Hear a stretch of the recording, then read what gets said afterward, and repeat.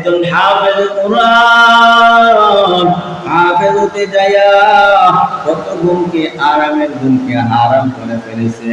ওই শীতের রাত, কনকনে শীত, যখন 3টা বাজিয়া যায়, সাথে সাথে হাফেজ কোরআন উঠিয়া আরামের ঘুমটাকে হারাম করিয়া ঠান্ডা পানি দিয়ে ওযু করিয়া আল্লাহর কোরআনটা খুলিয়া মুখস্থ করতে শুরু করিয়া দেয়।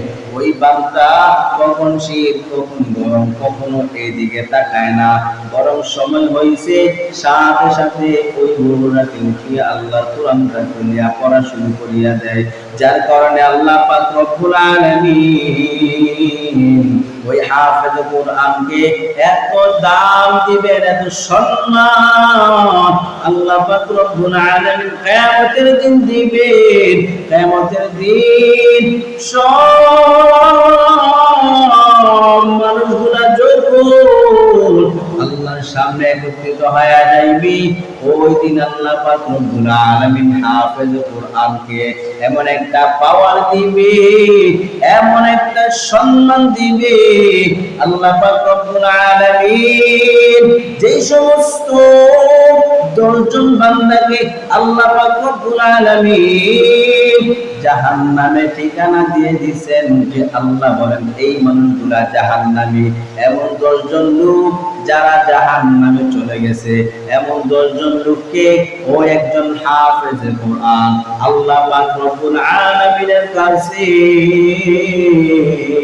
সুপারিশ করিয়া জান্নাতে নিয়ে যাইতে পারবে।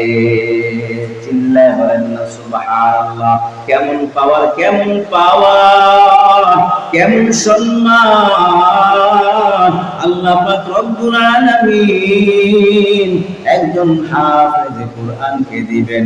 শুধু তাই নয় রে বাবা, ওই কিয়ামতের দিন একজন হাফেজ কোরআনের মা বাবার মাথার উপরে আল্লাহ তাআলা এমন একটা নূরের টুপি পরাইয়া দিবেন, সব মানুষগুলা তাকায়া থাকবে আর বলতে থাকবে এটা কারা গো, এটা কারা?